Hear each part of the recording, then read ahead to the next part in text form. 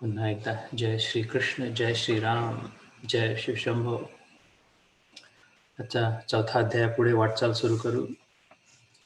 मनाचे श्लोक मधला एखादा श्लोक, हरिपाठातला ज्ञानेश्वरांचा एखादा श्लोक, तुकारामांच्या अभंगांमधला एखादा अभंग, अशी वाटचाल करत दरमजल करत कुठल्या न कुठल्या प्रकारे मन त्याच्यात गुंतवून सगुण असो, साकार असो, निर्गुण असो, निराकार असो, ज्ञानेश्वर माऊली म्हणतात, सगुण म्हणू की निर्गुण रे, सगुण निर्गुण एक गोविंदू रे. ज्ञानाचे जे ईश्वर आहेत, ज्ञान कळून प्यालेले, ज्ञान स्वरूप, ज्ञानाचा अवतार, ज्ञानेश्वरी, हरिपाठ, अन्य सुंदर ग्रंथ लिहिलेले, अल्पायुषी परंतु धर्मधुरंधर, शेवटी काय सांगून गेले, सगुण निर्गुण एक गोविंदू रे. तर मग अजून आपल्या बुद्धीला कुठे ताण द्यायचा, अजून कोणाच्या नादी लागायचा, अजून कोणाच्या मागे जायचा, अजून कोणाची याचना करायची. आदिशंकराचार्य जगप्रसिद्ध जगद्गुरु, आद्य जगद्गुरु, पहिले जगद्गुरु, सर्वमान्य जगद्गुरु, भक्तिपंथाचे असो, क्रियायोगी असो, परंतु असं कुठले नाही ज्यांनी शंकराचार्यांचा मानलं नाही प्रभुत्व, प्रभाव. शेवटी ते काय सांगून गेले, आयुष्याचे शेवट तेही अल्पायुषी ज्ञानेश्वर महाराजांसारखे, पण तेही तसेच तितके धर्मधुरंधर. आणि शेवटी तेही काय सांगून गेले, अद्वैत सिद्धांताचे प्रवर्तक. अद्वैत जरी असलं तरी अद्वैत आहे कोण? पण अद्वैत म्हणजे काय? द्वैत म्हणजे दोन, द्व, अद्व, दोन नाही, एकच आहे. फक्त मग आहे कोण? अद्वैत आहे, पण हू इज दॅट? भज गोविंदम, भज गोविंदम, भज गोविंदम, त्रिवार सांगितलं. मूढ मते, अरे माझ्या मूर्ख मना, जसं आत्ता रामदास स्वामींचा ऐकला, न उपेक्षी कदा रामदासा अभिमानी. उपेक्षा नको करू. इक्षा म्हणजे डोळा, अक्षा, उपेक्षा बघून न बघितल्यासारखा. समोर देवाचा फोटो आहे, मूर्ती आहे, समोर बसलेल्या व्यक्तीच्या हृदयात धड धड धड धड राम राम राम सुरू आहे. रोम रोम में रमने वाले राम. स्वतःच्या हृदयात तितकंही काय, फोटो दूर आहे, मूर्ती लांब आहे, व्यक्ती शेजारी बसलाय, पण स्वतःच्या हृदयात ठोके देत असणारा राम. तरी सुद्धा उपेक्षा झाली, बघून न बघितल्यासारखं, निरखून बाजूला ठेवल्यासारखं, ते उपेक्षा. रामदास स्वामी म्हणतात, न उपेक्षी कदा, नुपेक्षी कदा रामदास अभिमानी. हा राम आपल्या दासाचा अभिमानी आहे, दासाचं रक्षण करतो, दासाला प्राधान्य देतो, आपल्या दासाला समोर ठेवतो. नुसते हनुमानाचे अनेक देवळं दिसतात, नुसत्या रामाचं देऊळ कुठे नाही दिसणार. जिथे रामाचं देऊळ तिथे हनुमानाचे ची मूर्ती त्यातच. कारण काय, तो माझा दास आहे. राम काज बिनु कहाँ विश्रामा. दासाला समोर ठेवलेला रामदासा अभिमान, तर त्याची उपेक्षा न व्हावी, ते धरून आपलं भिक्षापात्र, आपली झोळी फैलवून, थोडं द्या मला, थोडं द्या, थोडं द्या, तसं ही दीनहीन अवस्था करून घेतलेली. तर त्या आदि शंकराचार्यांनी म्हटलं, 3 वेळा म्हटलं, भज गोविंदम, भज गोविंदम, भज गोविंदम, मूढमते इह संसारे बहुदुःखारे. संन्यासी महाराज म्हणून राहिले, सांगून राहिले, या संसारात खूप दुःख आहे. संसारे दुःखालयम, श्रीकृष्ण म्हणतो गीतेत. अनित्यम असुखम लोकम इमम प्राप्य भजस्व माम. 9व्या अध्यायात राजविद्या राजगुह्य योगात श्रीकृष्ण म्हणतो शेवटून दुसऱ्या श्लोकात, इथे येऊन जे अनित्याचाच अनुभव होणार, जे आहे ते टिकणार नाही, आणि जे टिकेल त्यातून सुख नाही, असुखम. इथे येऊन एकच काम कर अर्जुना, भजस्व माम, माझं भजन कर. म्हणजे गाणे, सूर भेसूर गाणे गात बसू नये, बुद्धीनी यजन कर. आपल्या मनात, आपल्या बुद्धीत, आपल्या डोक्यात माझा विचार कर, मला समोर ठेवा, माझ्याकडे लक्ष. नुपेक्षी कदा रामदासा अभिमानी. गायनाचा आणि भजनाचा काहीच संबंध नाही. बुद्धीने विचार करणं, विचारपूर्वक मनात आणणं, ते भजन. आणि सतत नाव घेत राहणं वाचेनी, ते कीर्तन. या दोन्हीमध्ये गायनाचा राग संबंध नाही. असलं तर चांगलं, उत्कृष्ट, नसलं तरी हरकत नाही. तर इथे श्रीकृष्ण स्वतः म्हणतो भज स्वमाम, तिथे शंकराचार्य म्हणतात भज गोविंदम. श्रीमान गौरांग महाप्रभू इतके ज्ञानी, न्यायशास्त्र, मीमांसा, सगळे शास्त्र कळून प्यालेले, सगळं गंगेत फेकून दिले. बस हरे कृष्ण कृष्ण कृष्ण हरे हरे, हरे राम राम राम हरे हरे.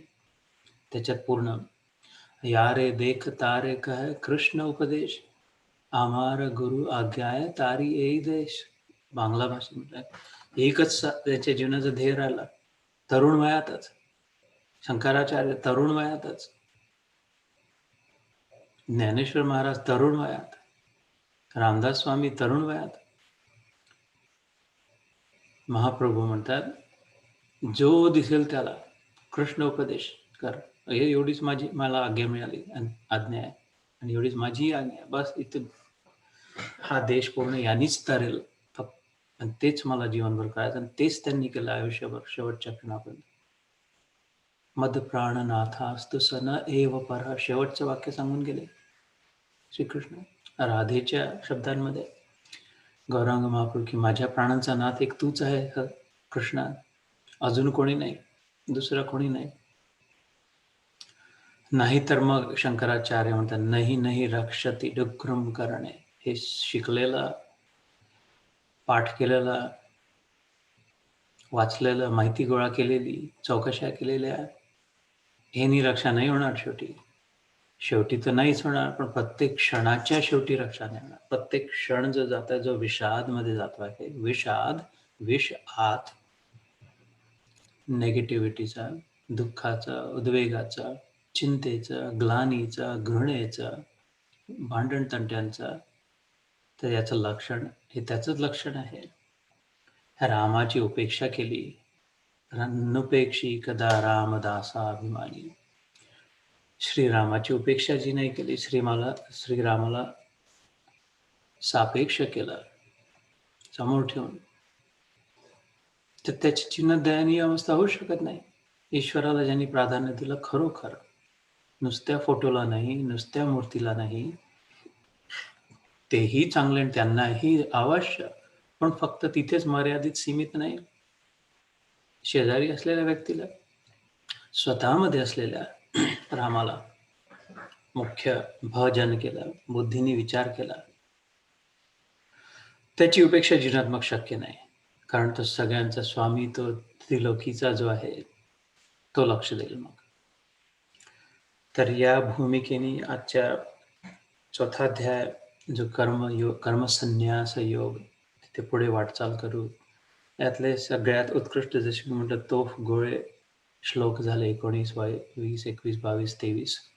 24वा श्लोक जसा सारांश, ते करून पुढे वाटचाल करू. मागच्या वेळेस मी सांगितलं होते की याच्या पुढे निरनिराळ्या यज्ञांबद्दल थोडक्यात व्याख्या श्रीकृष्णाची उत्कृष्ट प्रकारे, सर्वोत्कृष्ट प्रकारे फटाफट भगवद्गीतेमध्ये सगळं ज्ञान भरून दिलेलं आहे. मी जितका विचार करतो, जितके विषय निघतात, तितकं मला आश्चर्य वाटतं अजून, की असं शक्य कसं आहे की 700 श्लोकांमध्ये संपूर्ण सृष्टीचं ज्ञान कसं भरलं जाऊ शकते, पण सापडतंय.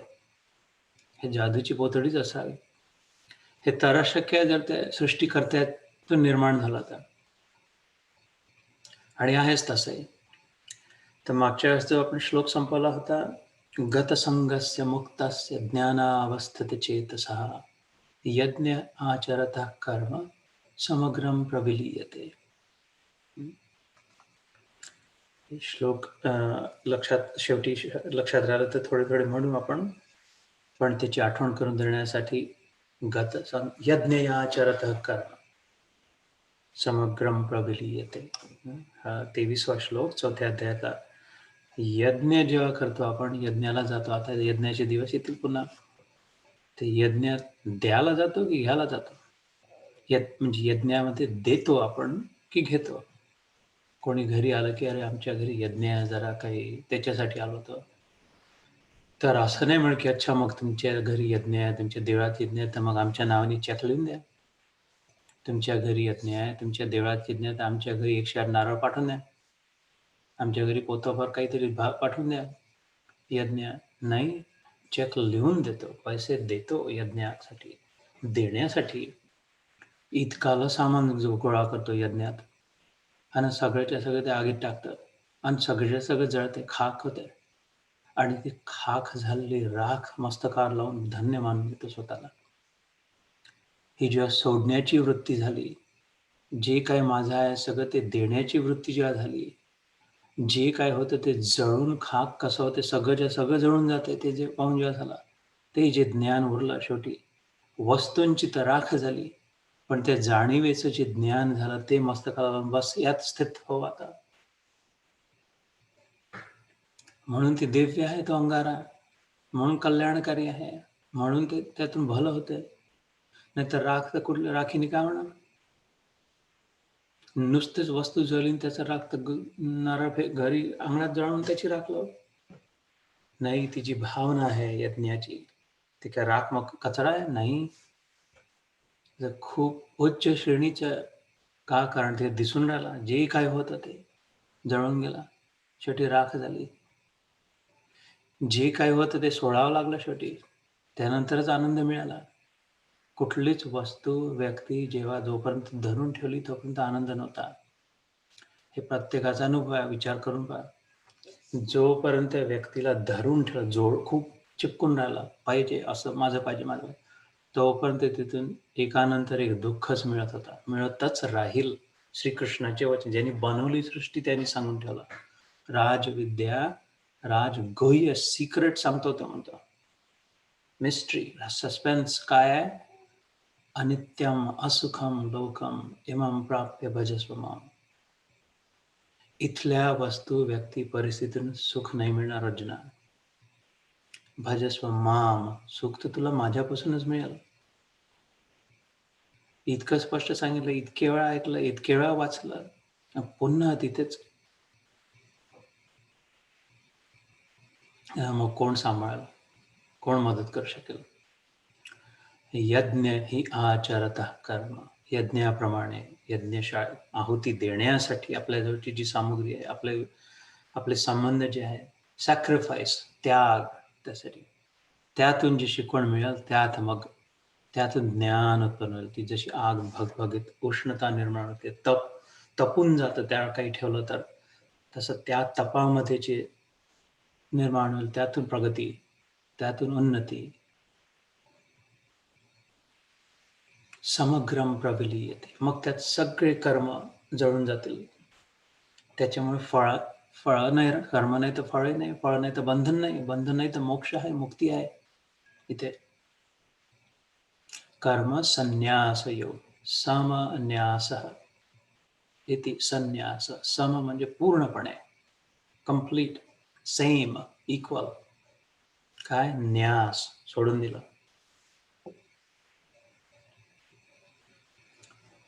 तो संन्यास कसा? फळांचा. जवळजवळ प्रत्येकच सत्रात मी आठवण करून देतो, पुन्हा आठवण करून देतो.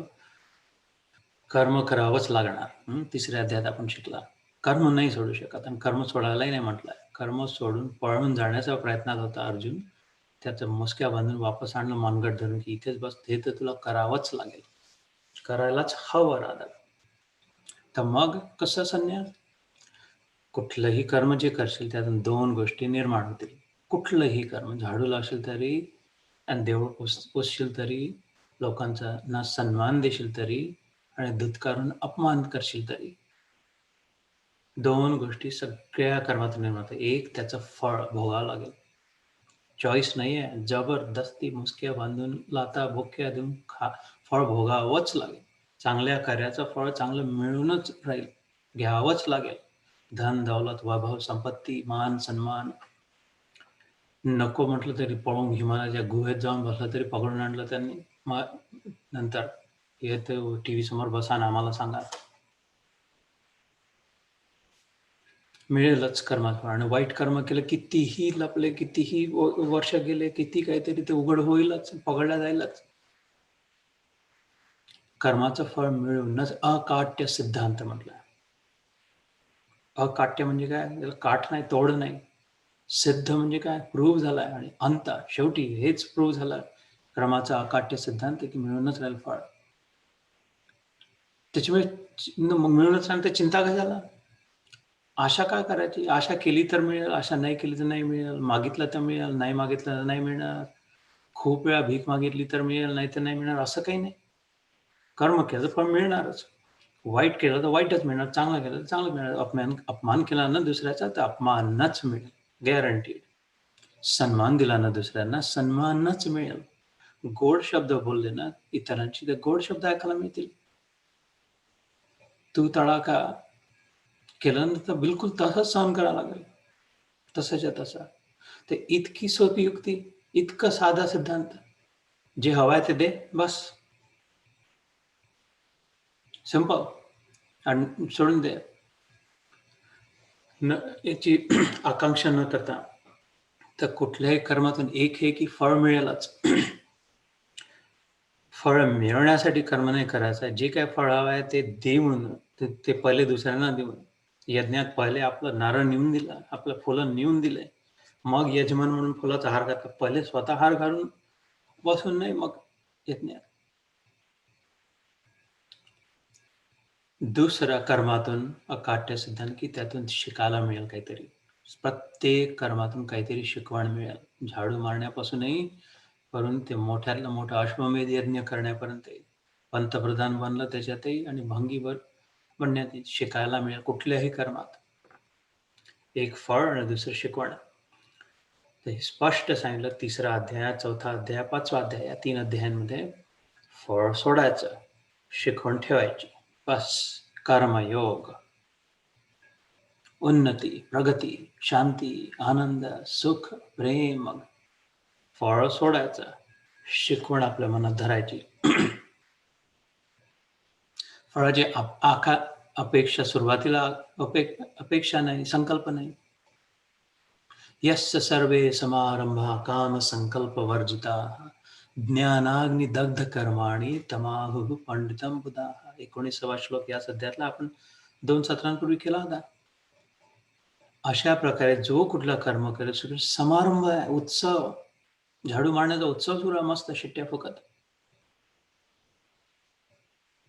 यस्य सर्वे समारंभ, सगळं जीवन समारंभ. श्रीकृष्ण सांग त्याचं स्वतःचं जीवन समारंभ होता युद्धभूमीवरही. पूर्ण मेकअप नट्टाफट्ट्याशिवाय जाण्याचा, युद्धावर जाण्याचा प्रश्न नव्हता. आपले इस्त्री केलेले कपडे, हार, ताजं मोराचं पीस, वैजयंतीमाला, सगळं समारंभ. के कहाँ जा रहे भगवान? समारंभ करने जा रहे, युद्ध कर. यस्य सर्वे समारंभ का कशाने? काम संकल्पवर्जिताः. स्वतःच्या कामना ठेवून नाही, इच्छामुळे, स्वतःच्या पूर्तीसाठी नाही आणि अपेक्षा नाही.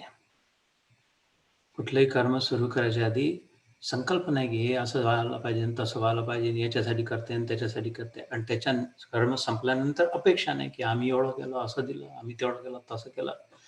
हे एकदम गधापणा. गाढवासमोर वाचली गीता ना, रातचा गोंधळ बराच होता. उखरेला जाऊन पुन्हा रिंगणात. हत्ती कसा नदीत आपलं तलावात जाऊन आंघोळ करून येतो, बाहेर आल्यावर पहिलं काम काय करतं? पुन्हा माती स्वतः ढकलून येतं. तसं मग प्राण्यासारखं जीवन ते. जो अपेक्षित जीवन जगतोय तो प्राण्यासारखं जीवन.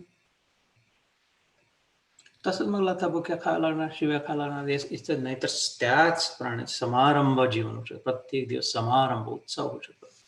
श्रीकृष्णाच्या मते या अध्यायात सांगितलं अपेक्षा आणि संकल्प जर सोडून दिला तर. कारण त्यातून मग जी अग्नी ज्ञानाग्नी दग्ध कर्म, धगधगीत ज्ञानाच्या अग्नी सगळं जळून जाईल. सगळा राग, अपमान, लोभ, काम, मत्सर, मद, चिंता, ग्लानी, नेगेटिव्ह, इनसिक्युरिटी सगळं जळून जाईल. जसं काय यज्ञात तूप टाकलं, लाई टाकली, बत्तासा टाकला, गहू टाकले, फुलं टाकले, अजून तर बदमाश मुलांनी मागून काही काही फेकलं त्याच्यात. सगळं जळून गेलं आणि शेवटी ती राख ज्ञानाग्नी दग्ध कर्माणि तमाहु पंडितांबद्दल तो खरा जाणकार श्रीकृष्ण म्हणतो. तर एवढं धुरंधर, एवढं समर्थ आपल्या समोर ज्ञान असताना, असा देव आपल्या जीवनात असताना, याचं नाव आपण घेतो, याचा मंत्र आपण म्हणतो, याची गीता आपण वाचतो, तर थोडासा फरक करावा. ते स्क्रू असा इथे अडकला आहे, तर पक्का थोडा स्क्रू ड्रायव्हर घेऊन आपला असा अर्धा करा ना, थोडासा उभ्याचा आडवा केला, एवढा केला की झालं काम. एवढंच पूर्ण जीवन, 80 वर्षाचं जीवन एवढ्यासाठी मिळालं आहे. कसं की आपलं स्क्रू ड्रायव्हर घेऊन एवढा इकडे अडकली आहे बुद्धी, डोकं कुठेतरी अडकून बसलाय. त्याच्या जागी हे असं अर्ध इथे सरकवून की काम झालं पूर्ण जीवनाचं साफल्य. तर हा श्लोक झाला आता मागच्या वेळेस. तर या सगळ्यांचा सारांश जो 24वा, ब्रह्मार्पणं ब्रह्महविर् ब्रह्माग्नौ ब्रह्मणाहुतं ब्रह्म एव तेन गंतव्यं ब्रह्म कर्म समाधिना. हे हळूहळू ज्ञान संपादन करत, हे कर्म फळाला सोडून कर्मातून उत्पन्न होणारं ज्ञान आपलं शिकवण टाकून हळूहळू ती जी होळी पेटते, धगधग धगधग असो, त्याचा वणवा पेटेल, भडकेल, जेव्हा धगधगीत ज्ञान जेव्हा स्वतःमध्ये प्रगट होईल, तेव्हा लक्षात येईल, तेव्हा सत्य प्रगट होईल. कसं की सगळं काही ब्रह्म आहे. ब्रह्मदेव नाही, ब्रह्म म्हणजे ब्रह्मा नाही. ब्रह्माचा एक अंश मात्र आहे. ब्रह्मा ज्याला म्हणतो, ब्रह्मदेव ज्याला म्हणतो, चतुर्मुख. ब्रह्म बृहद म्हणजे सगळ्यात मोठा. सगळीकडे सर्वीकडे व्याप्त जे आहे ते एक तत्व, तो एक परमात्मा, तो एक ईश्वर, तो देव, भगवान ज्याला म्हणतो. ज्या कुठल्या नावाने सगुण निर्गुण जशा साकार निराकार, असं होऊ नाही शकत की देव आहे आणि तो फक्त निराकारच असला तरच देव आहे, साकार नाही होऊ शकत. तर मग असमर्थ देव आहे तो. ब्रह्म असमर्थ आहे, जो आकार नाही घेऊ शकत, गुण धारण नाही करू शकत स्वेच्छेप्रमाणे. अर्ध सामर्थ्य आहे त्याचं, तेवढं करू शकतो पण हे नाही करू शकत, तर मग तो पूर्ण देव मला मान्य नाही. असाही देव नाही राहू शकत की तो फक्त सगुण साकारच आहे, तो निर्गुण निराकार नाही राहू शकत. जेव्हा तसं तोही हाही देव अर्धा आहे, मग असमर्थ आहे. आपल्या शास्त्रांमध्ये मी सुरुवातीला सांगितलं या सत्राच्या, ज्ञानेश्वरांसारख्या धुरंधर माऊलींनी म्हटलं, सगुण म्हणू की निर्गुण रे, सगुण निर्गुण एक गोविंद रे. दोन्ही पूर्ण देव तो, म्हणजे सगुण राहू शकतो, साकार राहू शकतो, निर्गुण राहू शकतो, निराकार राहू शकतो. तर हा वितंडवाद यात मला तरी नाही सापडलं शांतीचा मार्ग किंवा खूप समज की नाही नाही असाच आहे, नाही नाही तसाच आहे, असा नाही राहू शकत, तसा नाही राहू शकत. मला समजदारीची ही गोष्ट वाटते की जर देव आहे, तर व्याख्या जर करायची झाली, सर्व संपन्न सर्व समर्थ जर आहे, तर कसंही राहू शकतं. आपल्या बुद्धीने नाही आपण ठरवू शकत एवढं आहे की नाही असाच आहे, नाही तसाच आहे. पण जवळ-जवळ जे कुठले अत्यंत मान्यवर आहेत, शंकराचार्य, गौरांग महाप्रभू, ज्ञानेश्वर, या सगळ्यांनीच माझ्या वाचण्यामध्ये असंच आलंय की दोन्ही रूपात निरपेक्ष, सापेक्ष, ॲब्सोल्यूटही तोच आहे आणि रिलेटिव्हही तोच आहे, पण इन द फायनल अनालिसिस तो ॲब्सोल्यूट आहे. त्याचेच परिवर्तन रिलेटिव्हमध्ये दिते. तर हाच श्लोक इथे येतो, ब्रह्मार्पण, सगळं काही ब्रह्मच आहे थोडक्यात सांगायचं तर. सगळं काही तोच आहे.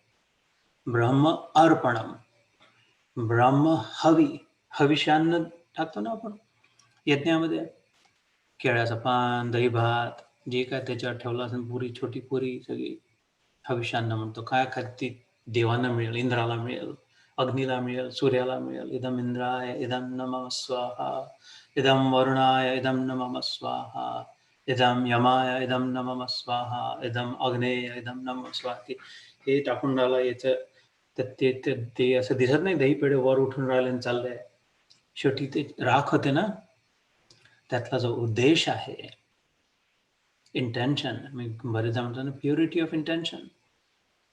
त्याचे संपन्न होण्यासाठी फ्लॉलेस एक्झिक्युशन जर हवं असेल, तर पहिले निरखून बघावं की आपला उद्देश शुद्ध आहे का?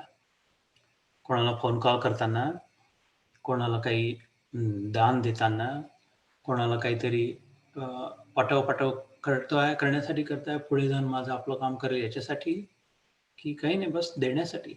यज्ञाच्या भावने, यज्ञ या आचारात कर्म. आत्ताचा जो श्लोक झाला तो आहे. तर ते तर जळून जाते, इथेच राख होते. ती राख तर आपण डोक्यावर लावतो, पण त्याचा जो उद्देश आहे तो अग्नी तत्वासोबत वर जाणारा, अग्नीला पोहोचवणारा म्हटलं, दूत म्हटलंय, मेसेंजर. तो पोहोचवतो तिथपर्यंत. अरे बाबा, यांच्या मनात तुझ्याबद्दल प्रतिश्रद्धा आहे. इंद्रा, वरुणा, अग्निदेव तर स्वतः तिथेच प्रगटच आहे यज्ञकुंडात. सूर्यदेवा, यमदेवा यांच्या मनात तुमच्याप्रती श्रद्धा आहे. जे काय यथा मिलित द्रव्येन, सत्यनारायणाची पूजा करतो तेव्हा त्यातलं यथा मिलित द्रव्येन, जे काय मिळालं, जसं काही प्राप्त आहे तसे द्रव्य अर्पण करून, धन दौलत जेवढं काही त्यातलं काही अंश तुम्हाला देण्याचा याची वृत्ती आहे. बरं, अग्निदेव निरोप पोहोचवतात. मी प्रत्यक्ष होतो तिथे यज्ञकुंडात, मी पाहिलं, मी ऐकलं. अग्निदेव म्हणतो, आय विटनेस आहे मी, की यांनी तुझं नाव घेतलं, इदम वरुणाय इदम नमः. हे बाबा, मला याच्या वरुणाच्या कृपेने वृष्टी झाली, म्हणून ते शेतात पिकलं, म्हणून माझ्या घरापर्यंत गहू तांदूळ येऊ शकले, तर त्या वरुणाची कृपा म्हणून मी त्याच्या नावाने. हा सूर्य चमकला, पण नुसतंच पाण्याने वाहून गेलं असतं सगळं, पण ते सूर्य चमकला म्हणून त्याचं झाड निघालं, त्याला तांदूळाचा दाणा लागला, गहू लागला, कणीस लागला, म्हणून माझ्यापर्यंत पोहोचलं. त्या सूर्यालाही हे सगळं लागलं, पण मग मुर्दा झाला तर मरून गेलो असतं तर पाहायला नसतं मिळालं. ते यमाची कृपा आहे की अजूनपर्यंत जिवंत ठेवला आहे, तर त्याचाही भाग आहे, त्यालाही थोडा पोचवा. या भावनेने तर 18व्या अध्यायात मोक्ष संन्यास योगमध्ये तर 5 तत्व आहे, जे अधिष्ठान, कर्ता, कर्म. 5 तत्वांमुळे जे काही कार्य सिद्ध होते. कर्ता जो आहे तो एक तत्व आहे फक्त. आपण मिळवलं, माझी नोकरी, माझा पैसा, माझं घर, माझी गाडी, माझे संबंध, माझं नाव, इथं फक्त जास्तीत जास्त 20% त्याचा क्लेम करू शकतो, परफेक्ट असलं तरी. इतर अनेकांचा सहभाग आहे, अनेकांचा हातभार आहे. माहीतही नाही कोणी हातभार लावला. कोणाकोणाच्या मेहनतीने, कोणाकोणाच्या विचारांनी, कोणाकोणाच्या मदतीने हे काम झालं. कल्पनाही नाही का. म्हणून जास्तीत जास्त 5 भागातला 1 भागाचा मी श्रेय घेऊ शकतो. माझ्याजवळ जे काही आहे, धन, वैभव, संपत्ती, नाव, ज्ञान, कृपा, श्रद्धा, ह्या सगळ्यात जास्तीत जास्त खूपच परफेक्ट माणूस असेल. मला नाही माहिती, असे फक्त संत लोकच, साधू लोकच राहत असतील. बरेचसे आपण जीवनात पाहिले, चिन्मयानंद स्वामी, रामकृष्ण परमहंस आणि आधीचे जे मी नाव घेतले, विवेकानंद, यांनाच, अशा महात्म्यांनाच आपण प्रभुपाद म्हणू शकतो. कदाचित परफेक्ट असावे ते, असं वाटतं.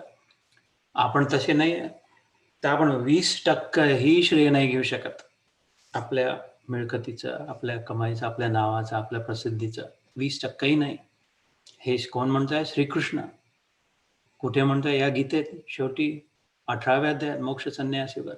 आणि छाती ठोकून, मी असं केलं आणि मला तसं म्हटलं आणि मी एवढं दिलं आणि मला तसं म्हटलं. अरे बाबा, फेल झालाय. तसं प्रत्येक कर्मात आपण एकटा जर असलं तर फेल. कसं 20% मार्क घेऊन कोणती मार्क लिस्ट केली, 20% मिळालं मला, कोण म्हणाल पास झाला?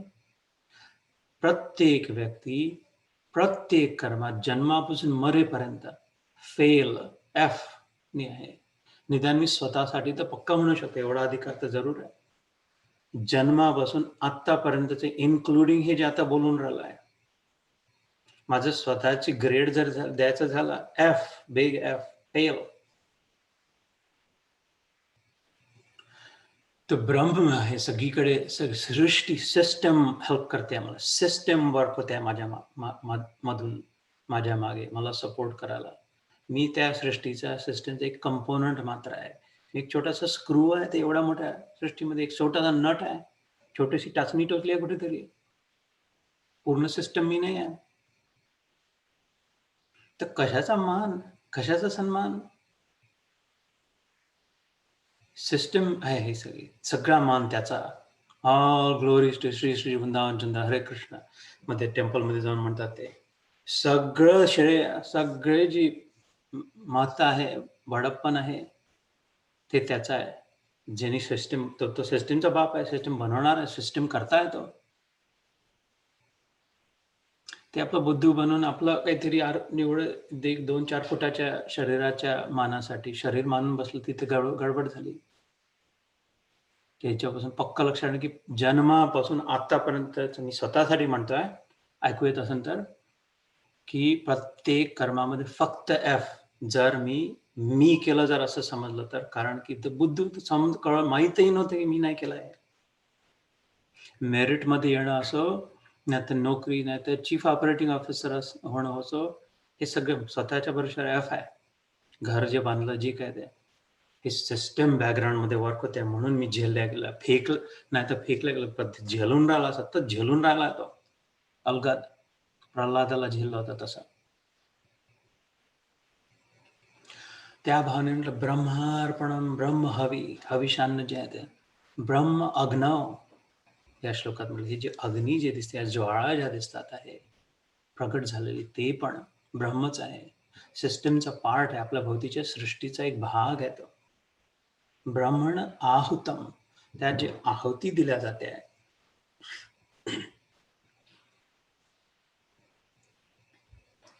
ती पण तोच आहे.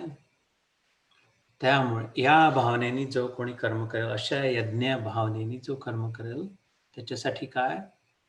ब्रह्म एव तेन गंतव्य. गंतव्य म्हणजे जाण्याचं स्थान, डेस्टिनेशन, जिथे पोहोचायचं ते ठिकाण. ऑटोवाल्याला सांगितलं की इथे जा, या नगरमध्ये जायचं आणि या गल्लीतून तिसरा घर, ते गंतव्य स्थान, त्याला गंतव्य म्हणतात. तर त्या व्यक्तीचं, त्या जीवात्म्याचं तिथे कुठे पोचणार, कुठे आहे डेस्टिनेशन, तेही ब्रह्मच. ब्रह्म एव, अलोन, ओनली गंतव्य ब्रह्म कर्म सम आधिना. त्याच कारण सगळं कर्मच ब्रह्माच्या अधीन आहे, समाधीन आहे, समाधीन आहे, फर्स्ट क्लास, पूर्णपणे सतत, बरोबर इक्वल स्टडी स्टेटमध्ये ब्रह्मभावनेने कर्म सुरू आहे.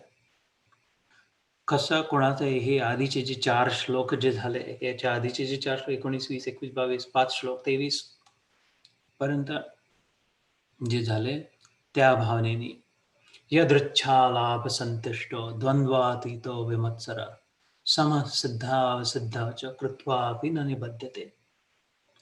मागच्या स्तोत्रात जो श्लोक केला होता, बिना इच्छाचं, बिना मागून, बिना अपेक्षेचं जे काय मिळेल, यदृच्छा, जे मिळेल तेवढ्यात संतुष्ट आहे. द्वंद्वात नाही फसला, स्पर्धा नाही आहे मनात, की मी चांगली की तू चांगली, मी जास्ती दिलं की तू जास्ती दिला, मी मोठा की तू मोठा, माझा माणूस आला, मी म्हातारा आहे, की तू. या स्पर्धेत, या द्वंद्वात न पडलेला व्यक्ती संतुष्ट.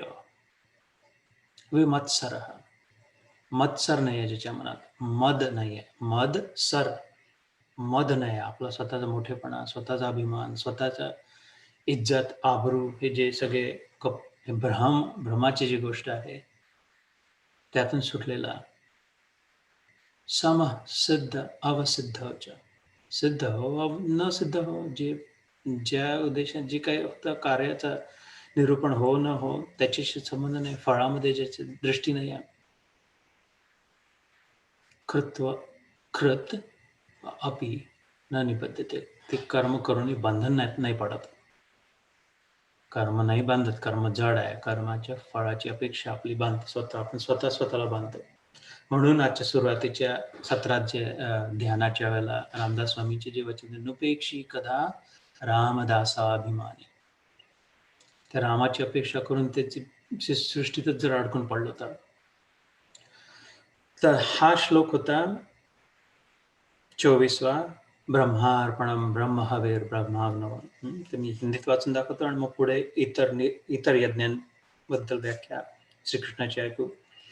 जिस यज्ञ में अर्पण अर्थात श्रुवा आदि भी ब्रह्म है और हवन किए जाने योग्य द्रव्य भी ब्रह्म है, तथा ब्रह्म रूप कर्ता के द्वारा ब्रह्म रूप अग्नि में आहुति देना रूप क्रिया भी ब्रह्म है। उस ब्रह्म कर्म में स्थित रहने वाले योगी द्वारा प्राप्त किए जाने वाले योग्य फल भी ब्रह्म ही है। ईश्वर प्राप्ती जर हवी असेल तर मग सगळीकडे ईश्वर भावना करावी लागेल, तर ईश्वर प्राप्तच आहे लक्षात येईल. विश्वरूप दर्शन होईल, मग दिसायला लागेल की सगळीकडे खरंच आहे. मग लक्षात येईल की एवढ्या मोठ्या कालच्या सत्रात विश्वरूप दर्शन योग झाला. इथे तर नितीन मन्नीकर माझा मित्र जो मला वाटतं आताही आहे, त्यांनी 2 वेळा चांगली आठवण करून दिली आहे. मागचे कालचे आणि त्याच्या मागचे. मी दोन्ही वेळेस विसरलो. पण महत्त्वाचा मुद्दा हा निर्देशित केला की 2 गोष्टी विश्वरूप एवढं मोठं बघितल्यावर लक्षात येतं की आपण किती छोटे आहोत त्याच्यात. आणि एवढ्या मोठ्या सृष्टीच्या मध्ये आपली काय गिनती आहे, आपली काय किंमत आहे? हे एक लक्षात यायला हवा, की आपण आपलं स्वतःचं छोट्या व्यक्तीचं खूप महत्त्व समोर ठेवून राहिलो. पण अरे, बघून पहा, सगळी एवढं मोठे निर्माण जे झालेलं आहे ब्रह्म, इतका काय आपला अभिमान असा. पण त्यातून हेही लक्षात येतं, की I am a part of the system. मी या सगळ्यांसोबत जुडलेला आहे. मी स्वतः भिण्याची आवश्यकता नाही. मी नुसतं एकटा स्वतःचा व्हॅक्यूममध्ये नाही आहे. सगळ्यासोबत आहे. तर आहे कोणीतरी रक्षण करता. ही सगळी सिस्टम मला झेलेल. तर त्या भावनेने जो कुठलंही कर्म करेल, त्याला ताबडतोब आत्ताच्या आत्ता रोकडं कॅश देव मिळेल, हातात मिळेल. हृदयात अनुभव होईल. तर पुढे मग इथपासून आता 5-6 श्लोक श्रीकृष्ण निरनिराळ्या यज्ञांची भूमिका सांगतो समजावून. दैवमेवापरे यज्ञं योगिनः पर्युपासते. हा 25व्या श्लोकापासून मी थोडे हिंदीत वाचून दाखवतो आणि मग आपण पुन्हा येऊ. दूसरे योगी जन दूसरे म्हणजे कोणते? पहिला कोणता होता? कर्मयज्ञ करणारे, देण्याच्या भावनेने कर्म करणारे, घेण्याच्या भावनेने नाही. दूसरे योगी जन देवताओं के पूजन रूप यज्ञ का ही भली भांति अनुष्ठान किया करते हैं और अन्य योगी जन पर ब्रह्म परमात्मा रूप अग्नि में अभेद दर्शन रूप यज्ञ के द्वारा आत्मा रूप यज्ञ का हवन किया करते. थोडे क्लिष्ट आहेत हे, पण आपण हळूहळू जाऊन समजून घेऊ. महत्वाचे, चांगले, सुंदर आहेत अर्थातच. अन्य योगी जन श्रोत्र आदि समस्त इंद्रियों को संयम रूप अग्नियों में हवन किया करते हैं और दूसरे योगी लोग शब्द आदि समस्त विषयों को इंद्रिय रूप अग्नियों में हवन किया करते हैं और दूसरे योगी जन इंद्रियों की संपूर्ण क्रियाओं को और प्राणों की समस्त क्रियाओं को ज्ञान से प्रकाशित आत्म संयम योग रूप अग्नि में हवन किया करते हैं. कई पुरुष द्रव्य संबंधी यज्ञ किया करते. द्रव्य म्हणजे पदार्थ देण्याला, चॅरिटी, डोनेशन्स. कितने ही तपस्या रूप यज्ञ करने वाले हैं तथा दूसरे कितने ही योग रूप यज्ञ करने वाले हैं. कितने ही अहिंसा आदि तीक्ष्ण व्रतों से युक्त यत्नशील पुरुष स्वाध्याय रूप ज्ञान यज्ञ करने वाले हैं. दूसरे कितने ही योगी जन अपान वायु में प्राण वायु को हवन करते हैं. वैसे ही अन्य योगी जन प्राण वायु में अपान वायु को हवन करते हैं तथा अन्य कितने ही नियमित आहार करने वाले प्राणायाम परायण पुरुष प्राण और अपान की गति को रोककर प्राणों को प्राणों में ही हवन किया करते हैं. ये सभी साधक यज्ञों द्वारा पापों का नाश कर देने वाले और यज्ञों को जानने वाले हैं. ते इतके एकदम 25, 26, 27, 28, 29, 30 इतक्या श्लोकांमध्ये निरनिराळ्या प्रकारच्या यज्ञांचं थोडक्यात सांगेल, संक्षिप्तमध्ये. आणि अजूनही यज्ञ असतील निरनिराळ्या प्रकारचे. तर आपण आपल्या यज्ञाला मोठं महत्त्व द्यायचं आहे. इतके अन्य काही योगीजन, कोणी हे करते, कोणी ते करतं, तर सगळ्यांना महत्त्व द्यायचं आहे ना. भगवद्गीता आहे. अजून एक कारण मला का आवडतो ग्रंथ हा सगळ्यात उत्कृष्ट मी निवडला स्वतःसाठी. यात नेगेटिव्हिटी कुठे दिसायला नाही, वाईट कोणाला नाही म्हटलं. कधी-कधी माझ्याच्यानी चूक होते. बरेचदा होते. थोडक्यात सांगायचं, एक दोष आहे की एक्साइटेड होऊन काहीतरी जे बरोबर नाही ते बोलल्या जातं, चुकीचं बोलल्या जातं. गीता योगमध्ये की इतर ठिकाणी तर होतंच. तसं इथे नाही दिसायला, अशी चूक कुठे नाही. अर्थातच हे भगवंताचे वचन आहे. जवळ कुठेच कोणाचं वाईट म्हटलंच नाही आहे. दैव आसुर संपत्ती विभाग योगमध्ये 16व्या अध्यायात आसुरांनाही म्हटलंय ती एक प्रकारची वृत्ती आहे, एक प्रकारचे गुण आहे त्यांच्यात, ते भरलेलं आहे, तसं आहे. एवढं म्हटलं की तू तसा नाही आहे, तू तसं नको राहू, जे काही. पण कधी-कधी माझ्या भाषेत जो ज्या चुका होतात, त्या गीतेत नाही आहेत. ते माझे चुका आहेत. सकारात्मक आहे, पॉझिटिव्ह आहे. सगळ्यांना ठीक म्हटलंय. ठीक आहे, आपल्या जागी ठीक आहे, बरोबर आहे. ते जिथे मन लागतंय, जशी वृत्ती आहे, जी तुमची यात्रा जशी जरा चालू ठेवा. पण मात्र निर्देश केला, की याच्यापेक्षा श्रेष्ठ काय, मुख्य काय किंवा हे करत-करत कुठे पोहोचणार आहे, ते करावं. तर ते आपण जंप करून आत्ताच करू शकतो ते. म्हणजे लवकर यात्रा होऊ शकते, लवकर प्राप्ती होऊ शकते, लवकर अनुभव होऊ शकतो. हा एक गुण मला खूपच सुंदर वाटतो. श्रीकृष्णाच्या चरित्रातलाही आणि त्याच्या गीतेतलाही. त्याच्या चरित्राचाही अभ्यास केला, तर लक्षात येतं की ते खूपच याच्यापेक्षा पॉझिटिव्ह शक्य नाही इमॅजिन करणं असं वाटतं. पूर्ण वेळ पॉझिटिव्ह. कुठल्या कचरापट्टीमध्ये त्याला हिरा दिसणारा व्यक्ती. ते प्रसिद्ध आहे, उदाहरण माहितीच आहे. ते एका वाळलेल्या विहिरीत कृष्ण आणि मित्र सात्यकी आणि अन्य मित्र जात असलेले कृतवर्मा वाळल्या विहिरीत सडका कुत्रा मरत असलेला कुत्रा दिसून पडला. सगळे त्याच्यावर छिथू करून अजून टाकून राहिले ढिगारा त्याच्या कचऱ्याचा. तर कृष्ण म्हणतो, "नाही, नाही, थांबा, थांबा. त्याच्यात तुम्हाला एक उत्कृष्ट गुण नाही दिसत आहे? बघ त्याचे दात किती चमकून राहिले आहे. हे त्याच्या पूर्वजन्मीचं फळ आहे, की त्याचे दात बाकी सगळं अंग सोडून मरायला आला, पण त्याचे दात अजूनही चमकून राहिले आहे. तिथे लक्ष दे. ते बघ." अशा अनेक उदाहरणं आहे कृष्णाच्या चरित्रातले. म्हणून तर कुठल्या ना कुठल्या युक्तीने बरोबर सुटका व्हायची त्याची आणि त्याच्यासोबत जे कोणी राहील, त्याचं जे कोणी ऐकाल, त्याचं लक्ष देईल त्यांच्या. तर हे गीतेत सार पूर्ण सार आहे. अर्जुनाची झाली इतक्या मोठ्या मुसीबतून, कठीणाईतून सुटका. तर हा विषय असताना मी पहिलेच हात जोडून क्षमा मागतो. किंवा मला लक्षात आहे माझ्या बरेचदा अशा चुका होतात. एक्साइटमेंटमध्ये पहिल्या वृत्ती अजून संस्कार जे आहे मोमेंटमनी गाडी सुरू राहते समोरून थोडा ब्रेक मारला रे. ते सुरू आहे अजूनही. होपफुली यावर्षी संपेल, हे वर्ष संपेस्तोवर ते पूर्ण गाडी थांबेल असा उद्देश आहे.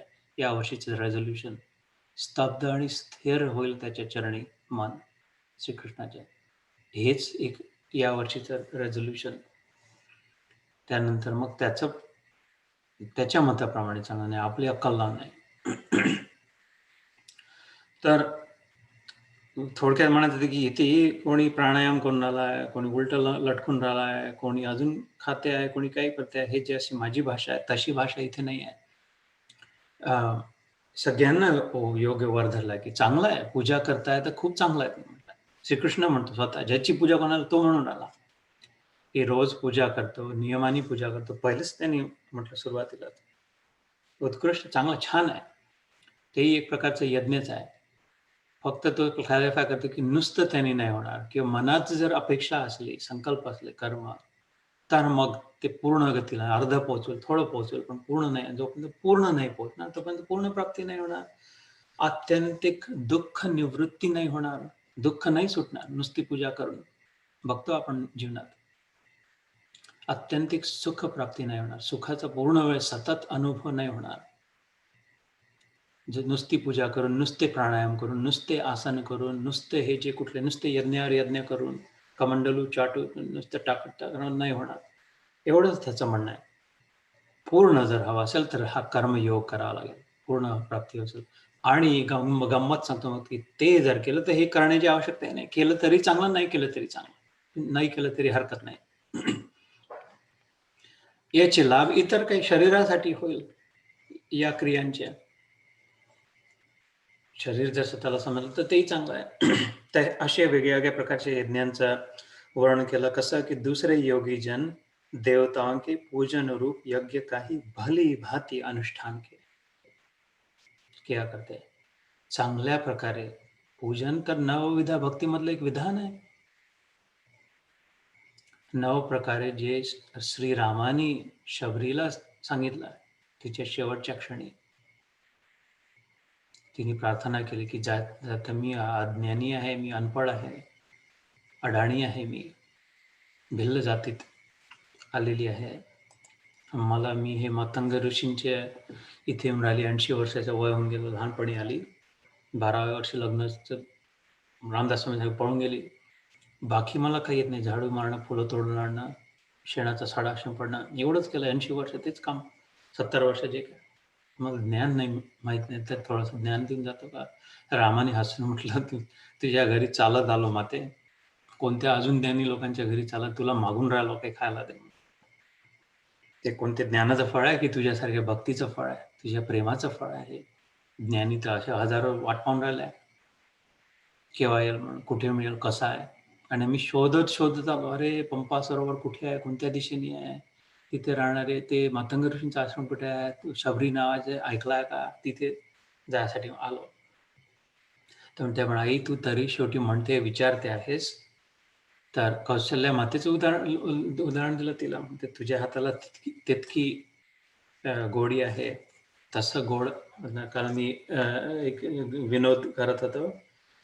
शबरी मातेच्या, आता इथे माधवी ऐकते मला वाटते आणि आई ऐकते, तर हा जोक सांगायलाच हवा.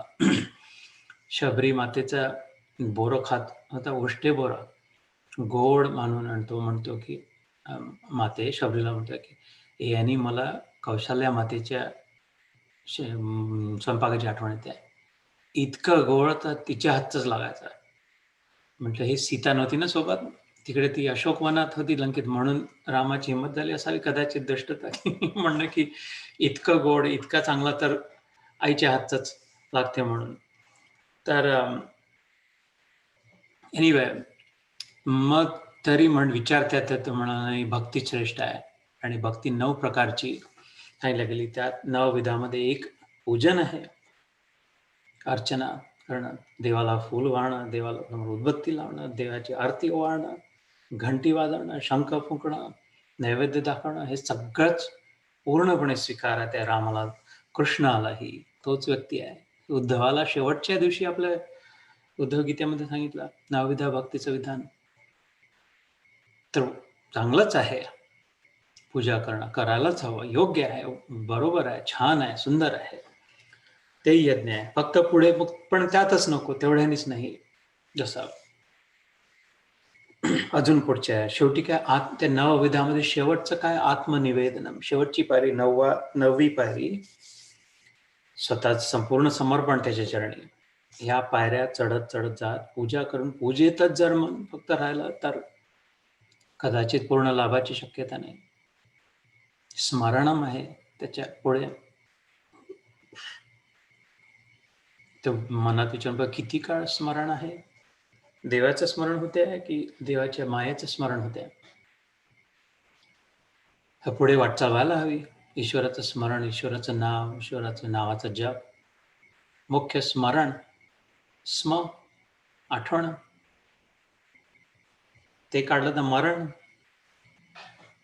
स्मरणमध्ये ज्याचे स्मरण आहे, नुसतं स्मरण, नुसतं जन्माला आला हेला ना पाणी भरून मेला, काही प्राप्त काही नाही झालं मनुष्य जन्मात येऊन. आहार, निद्रा, भय, मैथुनाश्च, बस. जे ढेकणांनी केलं ते आपणही केलं. खाणं पिणं, रक्त चुसणं दुसऱ्याचा, झोपणं मग मस्त, स्वतःची सेफ्टी, सिक्युरिटी अजून मस्त, हा फर्स्ट क्लास, अजून बँक बॅलन्स आहे आपलं, अजून एक घर आहे, जे काय. आणि अच्छा आपल्या बालबच्च्यांचं कसं ठीक सुरू आहे, बस झालं. ढेकणही मेलं ना मीही मेलो, त्याच्यात मग काय झालं. तर स्मरण नसेल तर मरण आहे, म्हणून स्मरण असावं. आणि शेवटी म्हणजे की आत्मनिवेदनम, संपूर्ण शरणागती, प्रपन्नता. त्वमेव शरणं गच्छ सर्व भावेन भारत. गीतेतही सांगतो 18व्या अध्यायात. सगळ्या प्रकारे सगळे भाव त्याच्यात लाव. माझी सून आणि माझी सासू, माझा मुलगा, माझा नवरा, माझी बायको, माझा शेजारी, माझा मित्र, माझा बॉस, हे निरनिराळे वाटून घेतलेले भाव इकडे तिकडे. सर्व भावेन भारत, इथे ओत सगळे भाव. त्वमेव माता पिता त्वमेव, त्वमेव बंधू सखा त्वमेव, त्वमेव विद्या द्रविणम त्वमेव, त्वमेव सर्व मम देव देव. कदाचित 30-35 हजार वेळा म्हणून झाला असेल हे बहुतेक. तर जीवनात हजारो वेळा म्हणून झाला असेल हे. प्रत्यक्षात किती वेळ आला? एकदा आलं तर सुटले. एकदा जीवनात जर उतरलं हे, त्वम एव, तूच रे बाबा फक्त विद्या. कोणती गीता वाचू, कोणतं संस्कृत शिकू, उपनिषद, वेद, पुराण, अरे बाबा माझ्या नाही. मग मी स्वतःच म्हणतोय 100% सत्य. माझ्या नाही होत, शक्यच नाही. एवढी अक्कलच नाही. एवढी अक्कल असते तर कुठल्या कुठे पोहोचलो असता. एवढं कळलं, त्वाम एव, तूच आहे विद्या. बस एवढी एक विद्या दे. तेवढं समजते आपल्या खोपडीमध्ये, तेवढं लक्षात आलं. त्याच्या चरणांकडे पाहून त्वमेव विद्या. इथे सगळी विद्या निधी, इथे विद्या. याचे चरणांची खाली धूळ जी लागली, पाय उचलल्यावर खालची धूळ पायाखालची, ती विद्या, ब्रह्मविद्या, आत्मविद्या. द्रविणम त्वमेव. सगळे द्रव्य, एवढे इस्टेट आणि पैसा, अदला, घरदार, तू खरा, तू खरी माझी इस्टेट, तू खरं माझं वैभव, तू खरं माझी संपत्ती. त्वमेव विद्या द्रविणम त्वम एव, तूच फक्त, ओनली यू, तू ही. त्वमेव सर्वम मम देव देव. हे देवा, हे कृष्णा, हे रामा, हे शिवशंभो, तूच फक्त माझं सगळं काही आहेस. तर 36,000 वेळा म्हटल्यावर एकदा तर पक्क होऊन मनात, पक्क बस ठाणलं आजपासून बस. तर मग विशेष चिंता नाही की माता आहे की पिता आहे की बंधू आहे की मित्र आहे, गिनतात आहे की नाही गिनत आहे, थांबतात आहे की नाही थांबत आहे, ऐकतात आहे की नाही ऐकत आहे, बोलतात आहे की नाही बोलत आहे, विचारतात आहे की नाही विचारत आहे, फोन करतात आहे की नाही करत आहे, खायला देतात आहे की नाही देत आहे. Forget it. सापडलं ठिकाण, गंतव्य. जिथे आता म्हणलं ब्रह्म एव तेन गंतव्यम. त्या व्यक्तीचं मग गंतव्य स्थान, डेस्टिनेशन, ते तिथल्या तिथे सापडून जाईल. दिसेल की अरे मी तर पोहोचली ईश्वराशी. एवढी फर्स्ट क्लास गीता, एवढी सुंदर गीता, याच्या इथं माझे शब्दच नाही. हे महाचूक, घोड चूक होते माझ्याशी गीतेबद्दल काही बोलणं. तर मला नाही वाटत कोणाची नाही बोलला जाऊ शकते. महात्मे ज्यांचे नाव सुरुवातीला घेतले ते लोक बोलले तर बोलावं त्यांनी.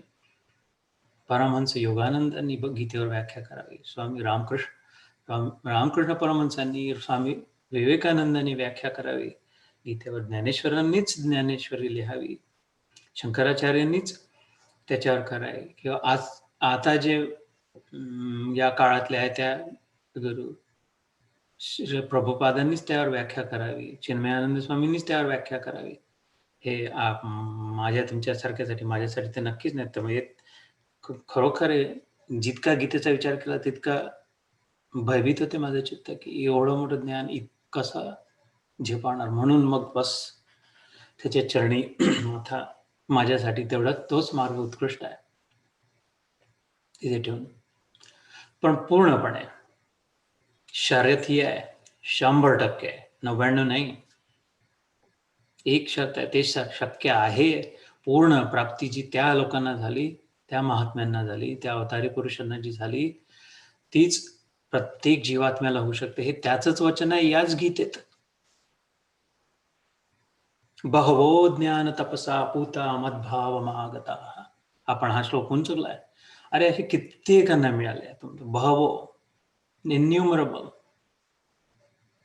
मद्भावम आगता, माझ्या भावाला प्राप्त झाले, माझ्या स्वरूपाला प्राप्त झाले आहेत.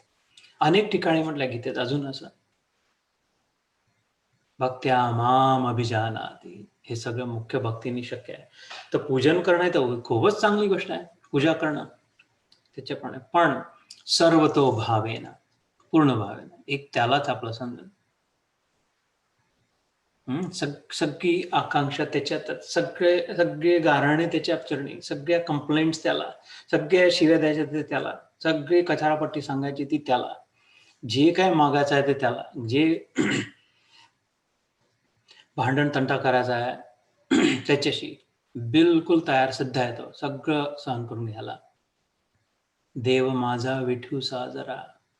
28 युग कमरेवर हात ठेवून ऐकूनच राहिला. इतका लय भक्त जाऊन सांगून आले, अरे असं झालं, अरे तसं झालं, हे करून दे, ते करून दे. तो अजून नाही हटला तिथून. युगे 28 उभा असा पंढरीराय. तिथे ज्याचं चित्त लागलं त्याचं हे यज्ञ संपन्न झालं. मग ते पूजा करण्याचे यज्ञ सुंदर आहे, पण त्या भावनेने भली भाती अनुष्ठान केलं करते. अन उत्थान, आता उठणार नाही. इथे बसलो किंवा आता इथे बसलो मी तुझं नाव घेऊन, तुझी पूजा करायला मनाने, आता इथं नाही उठणार. बस खांब रोवला, ठोकला, पक्क झाला. आता तुझ्यात माझं मन बसलं. अनुष्ठान म्हणजे काय? आता नाही उठणार. निग्रहपूर्वक अनुष्ठान करताना 40 दिवसाचं अनुष्ठान केलं. 40 दिवसाची लिमिट लावली म्हणून, पण तितके दिवस मग अनुष्ठान आहे. तितके दिवस नाही बसणार. नुसतं अनुष्ठान केलं तर सतत यज्ञ. मग अन्य योगी जन परब्रह्म परमात्मा रूप अग्नि में अभेद दर्शन रूप यज्ञ के द्वारा आत्मरूप यज्ञ का हवन किया करते. याच्याऐवजी दुसरे कुठले असतात जे विश्वरूप दर्शन, जसं झालं की हिरण्य गर्भ म्हणजे सगळं काही विराट पुरुषाचं दर्शन करून, त्याला विराट पुरुष म्हणतो. पुरुष सुप्तामध्ये येतं, विष्णू सुप्तामध्ये येतं. ब्राह्मणस्य मुखं बाहु उरुराजन्यकृतः. ब्राह्मणस्य मुखं बाहुराजन्यकृतः उरु तदस्य यद्वैश्यां पद्भ्यां शूद्रो वजायतः मुखादिन्द्रश्च अग्निश्च प्राणाद् वायु जायतः. त्याचं विराट स्वरूपाचं जो वर्णन इथे 11व्या अध्यायात येतं. सगळं काही ईश्वरच आहे. झाडाचं पान, त्याला लागलेलं फूल, त्यावर रेंगलेल्या किडा, अळी, सगळं ते फळ, आलेला अतिथी देवो भव, मातृ देवो भव, पितृ देवो भव, आचार्य देवो भव, संपूर्ण सृष्टी देवो भव, या विचाराने. आणि मग आत्मदेवो भव, विराट पुरुषाचे ध्यान करून, विचार करून, ध्यान जरी नाही तरी विचार करून, अभेद रूप, भेद नाही. हे एक यज्ञ आहे. श्रीकृष्ण म्हणतो महायज्ञ आहे. तुकडे तुकडे नाही आहे, डिवायडेड नाही आहे, सिंगल आहे, इन्क्लुडेड आहे, वन आहे, युनिफाईड आहे, युनायटेड आहे. ब्राह्मी चेतना, ब्रह्म भावना, की सगळं काही एक आहे. God is everything and everything is God. या भावनेने जो जीवन जगते, विचार करते, तेही यज्ञ सुरू आहे तिचंही. त्यालाही तेच फळ मिळणार. पूजा नाही करत ती व्यक्ती कधी. समजा कुठला फोटो नाही घरात, हार नाही बनवत, फुलं नाही वाहत, उदबत्ती नाही लावत, दिवा नाही लावत, सदा सर्वदा योग तुझा घडावा नाही म्हणत, काहीच नाही. काहीच, कुठलंच मंत्र नाही, कुठलंच यज्ञ नाही, काहीच नाही करत. असे कसे बाबा आहे? मात्र मनात पक्का आहे की सगळं काही ईश्वर आहे. एक ईश्वर सोडून दुसरं काही नाहीच आहे. मी सुद्धा ईश्वर, या रूपात मी ईश्वर आहे, नाही या रूपात ईश्वर प्रगट आहे. जसं प्रत्येक लाटीच्या लक्षात राहावं की प्रत्येक लाट म्हणजे पापडाची लाटी नाही, ती खाण्याची. समुद्रातल्या लाटीला लक्षात यावं. पापडाच्या लाटीला की सगळ्या लाटीमध्ये तोच पापड आहे, तीच डाळ आहे, तोच मसाला आहे. सगळे त्या समुद्राच्या लाटीला की प्रत्येक लाटीमध्ये ते एक जलरूपी समुद्र मात्र आहे. ते माझ्यापेक्षा मोठी, माझ्यापेक्षा छोटी, माझ्यापेक्षा उत्कृष्ट, माझ्यापेक्षा हीन दीन अशी कुठली लाट नाही. कारण लाट नुसती दिसते आहे. वास्तविक ते जल आहे समुद्राचं. आणि माझ्या ते मी स्वतःला खूप मोठी समजते आहे आणि मी खूप मान झाली आहे, मला असं नाही दिलं, मला तसं नाही केलं, हे आतापर्यंत बुद्धूपणा होता. मी नाहीच आहे. लाट नावाची वस्तूच नाही आहे. तो ईश्वर, तो समुद्र, ते जलच हिच्यातही आणि तिच्यातही आहे. हे अभेद रूप दर्शन, भेद नाही असलेला, हेही महायज्ञ होते आहे. श्रीकृष्ण म्हणतो. काही योगी लोक तसा यज्ञ करतात विराट पुरुषाच्या दर्शनात, स्वतःची आहुती देऊन, की बाबा तू ही तू, मैं नाही. बघ तुझ्यातच मी आहे, मी नाही आहे बरं, तूच आहेस. तर ते एक प्रकारचं यज्ञ झालं. अजून एखादा श्लोक करू आणि मग थांबवू. अन्य योगी जन श्रोत्र आदि समस्त इंद्रियों को संयम रूप अग्नियों में हवन किया करते हैं, और दूसरे योगी लोग शब्द आदि समस्त विषयों को इंद्रिय रूप अग्नियों में हवन किया करते हैं. अजून काही लोक काय करतात, संयम रूपी इंद्रियांचा शाम आणि दाम जसा आहे ना, काही लोक शाम रूपी यज्ञ करतात. आतूनच संयम करतात, मनातूनच नाही इच्छा ठेवत आहे. खूप चटोरेपणा नाही होत की आता हे खायचं, आता अजूनही मीठ पाहिजे, अजून तेलाची फोडणी पाहिजे, जळकी फोडणी पाहिजे.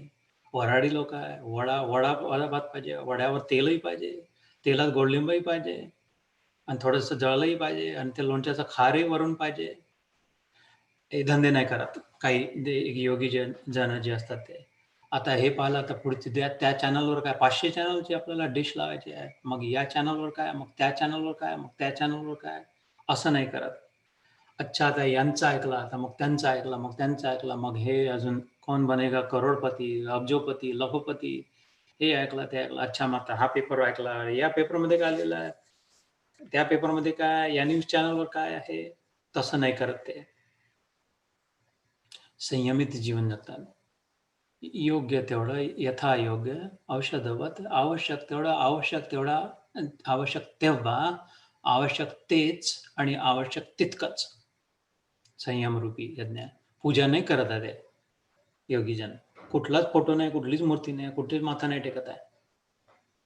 विराट पुरुषाचं दर्शनही नाही करत आहे की सगळे तोच आहे, पण आपलं मन संयमित ठेवतात आहे. चवर चवर चवर चवर चांभार चौकशा नाही. शब्द, स्पर्श, रूप, रस, गंध या कुठेच अडकलेलं नाही. तेही योगी श्रेष्ठ आहे, श्रीकृष्ण म्हणतात, त्यांचाही यज्ञ सुरू आहे. अजून कुठले काय, दामरूप यज्ञ करतात आहे. ठेवतच नाही आपल्याजवळ सामग्री. टीव्हीच नाही घेतला, किंवा टीव्ही घेतला तर ब्लॅक अँड व्हाईट घेतला, किंवा एकच चॅनल लावून दिली, जेवढे आकाशवाणीचं हे नागपूर केंद्र आहे, बस तेवढं जेवढं मिळेल तेवढं पर्याप्त आहे, बातमी कळेल तेवढी. ते मनातून संयम होईल की नाही, कंट्रोल होईल की नाही, इथपर्यंतही ते भरोसा नाही ठेवत. ते म्हणतात की ना, घरात किराणा 2 दिवसापुरतीच आणायची भाजी, रोजची रोज फ्रेशच घ्यायची, बस 8 दिवसाची भाजी, आणि फ्रीजच नको, फ्रीजची गरजच काय. रोज जाऊन तर बाजूला 50 फुटावरचा भाजीवाला आहे, दूधवाला आहे, दहीवाला आहे, हलवाई आहे, तर श्राद्धाच्या दिवशी दही पेढे करून फ्रीजची काय आवश्यकता. ते दुसऱ्या प्रकारचे योगी आहे, ते संयमही नाही करत आहे, पण अपरिग्रही आहेत. कमीत कमी संग्रह केलाय, कमीत कमी सामान ठेवलाय, त्याच्यामुळे खूप मेहनतही नाही करावं लागत आहे, खूप पैसाही नाही कमावा लागत आहे, खूप बँक बॅलन्सची गरज नाही आहे, फोनची आवश्यकता नाही आहे. ठीक आहे ना, पत्र येतील जेव्हा वाटेल ते आपण पत्र लिहू, आजूबाजूचे शेजारी आहे तेवढे वार्तालाप करून घेऊ, बस इनफ आहे, सफिशियंट आहे. काय स्मार्टफोन, काय व्हॉट्सॲप, कशी आवश्यकताच कमी करून टाकल्या त्या लोकांनी. संयम हो न हो मनाचा, मनावरही नाही निर्भर आहे, मनही दगा देऊ शकेल. तेही योगी श्रेष्ठ आहे, श्रीकृष्ण म्हणतो. बा किती असे उलगडून दाखवून राहिला की निरनिराळ्या प्रकारचे यज्ञ होऊ शकतात. हे कोणतं स्वाहावाल्या यज्ञातच फसून बसलं ते त्यांनी, आणि होऊन काही नाही राहिलं, त्या फायदा काही नाही होत इतकाला यज्ञ करून. कारण हा दाखवून राहिला निर्देश करून की बघ, इतके इतके प्रकारचे यज्ञ करतात बरं योगी, वेगळे वेगळे. याच्यापैकी जे आपल्या प्रकृतीला सहन होत असेल, आपल्या प्रकृतीला मान्य असेल, आपल्या मनाला भावत असेल, आपल्या शरीरयष्टीप्रमाणे शक्य असेल, सहनशक्ती जेवढी असेल, त्यातलं कुठलं तरी एक पकडून घ्या. पण ते मात्र मग first class, not second class, never third class, first class. तर तेही तुला तिथपर्यंतच पोहोचवेल. कमी जास्त वेळ लागू शकेल, ऑटोनी गेलं, रिक्षाने गेलं, बसनी गेलं, विमानाने गेलं, जे काय बैलगाडीने गेलं, कमी जास्त वेळ लागू शकेल. अनुभव खड्डे खुड्डे जास्ती होऊ शकेल. लक्झरी कारने गेलं तर नाही होणार, ऑटोनी जास्ती होईल. त्याच्या आधी कुठे समोर बसले, मागे बसले, हे सगळं होऊ शकेल, पण जाईल पोस्ट नक्की तिथे. आणि जर लवकर पोचायचं असेल तर साधन वेगळं घे. आरामात पोचायचं असेल तर सुखपूर्वक जे साधन आहे ते या गीतेत सांगितले ना. सुखपूर्वक असं शब्द वापरले आहे. दुःख नाही होणार, सुखपूर्वक पोहोचेल. सुखम बंधात प्रमुच्यते. याच्या पुढचा जो अध्याय येईल, 5वा अध्याय, त्यातल्या 3ऱ्या श्लोकामध्ये, गेयस्य नित्य संन्यासी यो न द्वेष्टी न कांक्षती निर्द्वंद्वो हि महाबाहो सुखम बंधात प्रमुच्यते. बंध, अरे मस्त आनंदात फर्स्ट क्लास सोडून जाशील तू. बंधनातून प्रमुच्यते फर्स्ट क्लास पुन्हा कधीही नाही बांधला जाणार, या झंझटीतच नाही पडणार. तेही सुखपूर्वक लक्झरी कार लिमोझिननी तू पोहोचून जाशील. कसं? आणि तेही नित्य संन्यासी, परमनंट मिलेनियर, फॉरएव्हर मिलेनियर होऊन जाशील. यो न द्वेष्टी न कांक्षती, हे एक साधन घेतो. हे दुचाकी वाहन कधी कोणाचा द्वेष न करू आणि कशाची आकांक्षा नको करू. हे एक कार सांगितलं, व्यायाम सांगितलं. हे पूजा अगर नसेल होत, संस्कृत वाचणं, उपनिषद वाचणं, गीता धंदे नसतील करायचे, जमत नसेल, वेळ नसेल, आराम मस्त फर्स्टला झोपून राहायचं असेल, तरी तुला मिळू शकतं. म्हणतात मग हे वाहन घे, 2 चाका याला. काय? द्वेष न द्वेष्टी न कांक्षते सुखम बंधात प्रमुच्यते. कोणतं जप सांगितलं, कोणतं नाव घ्यायला सांगितलं, कोणतं काय सांगितलं, हे साधन उपलब्ध करून दिलं. असे अनेक साधन आहे गीतेमध्ये, आपल्याला जे जमतील तसे. तर आज एवढं जरी पकडला, चला हे जमते आपल्याच्याने, आज प्रयत्नपूर्वक करू. जसं मी कोणतं साधन पकडलं की भक्त्या माम अभिजानते, मला लक्षात आलं, पक्क एवढी अक्कल मिळाली त्याच्या कृपेने की एवढी अक्कल नाही आहे माझ्याजवळ. हे पक्क 100% कळलं की तेवढी अक्कल नाही आहे माझ्याजवळ की हे सगळं समजून घेण्याची. आणि त्याच्यातून मग कळलं की पण एक युक्ती त्यांनी सांगितली की बस शरणागती, आणि तिथे मन स्थिरावलं. तर मलाही माझं साधन मिळालं. प्रत्येकाला साधन मिळू शकते. हे साधन किती उत्कृष्ट आहे. द्वेष नको कोणाचा, आणि कोणाकडून कशाचीच अपेक्षा नको, आकांक्षा नको, पण सुखपूर्वक, घृणेनी नाही, राग करून नाही, तडतड तिळतिळ करून, चिडचिड करून नाही, आपलं मस्त लक्झरी कारमध्ये बसून. तसे हे इथे निरनिराळे उदाहरणं देऊन तो सांगतो आहे की कुठल्या कुठल्या प्रकारचे यज्ञ करू शकतात. दूसरे योगी जन इंद्रियों की संपूर्ण क्रियाओं को और प्राणों को समस्त क्रिया प्राणायाम रूपीचे असतात. ते प्राणावर विचार राईड होतात आपले. प्राणायामाचं महत्व काय? शरीरासाठी तर चांगलं आहे, पण मनाचं मुख्य, मनावर नियंत्रण प्राणायाम करायला मदत करते. असं कसं? मनावर कसं नियंत्रण करते प्राणायामाने? करून पहा, होते ना, नक्की होते. नीट केला तर, रेग्युलर केला तर, फर्स्ट क्लास केला तर, लक्षपूर्वक केला तर, इमानदारीने केला प्राणायाम, तर मनावर नियंत्रण होते. कारण विचार प्राणावर राईड करतात, प्राणाच्या वेळेवर. जोपर्यंत प्राण आहे, कॉमन सेन्स विचार, जोपर्यंत शरीरात प्राण आहे तोपर्यंत विचार करण्याची शक्ती आहे.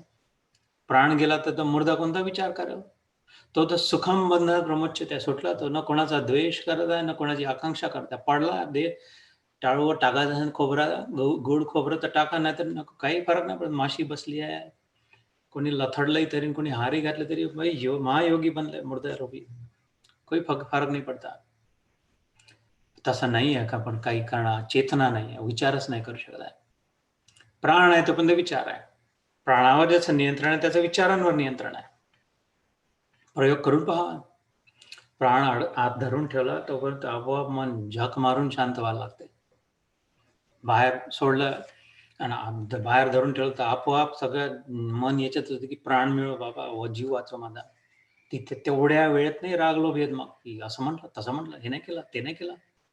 मग म्हणून प्राणायामाचं महत्व आहे. जितकी प्रॅक्टिस होईल, जितकी सवय होईल, तितकं मग लक्षात यायला लागेल आणि मनाला सराव होईल, मन तिथे स्थिर व्हायला लागेल. तेही एक यज्ञ आहे. रामदेव बाबा किती प्रसिद्ध झाले. क्रियायोगी जे असतात ते किती प्रसिद्ध होतात. योगीच आहेत ते. ते त्यांच्या प्रकारे योग करून आले. सन्माननीय, आदरणीय आहे.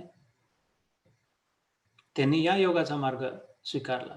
हा प्रसिद्ध योग आहे, मानलेला योग आहे. गीतेमध्ये सुद्धा मानलेला, इतर याच्यामध्ये.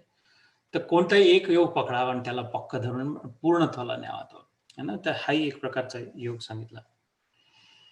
कई पुरुष द्रव्य संबंधी यज्ञ करने वाले हैं, कितने ही तपस्या रूप यज्ञ करने वाले हैं, तथा दूसरे कितने ही योग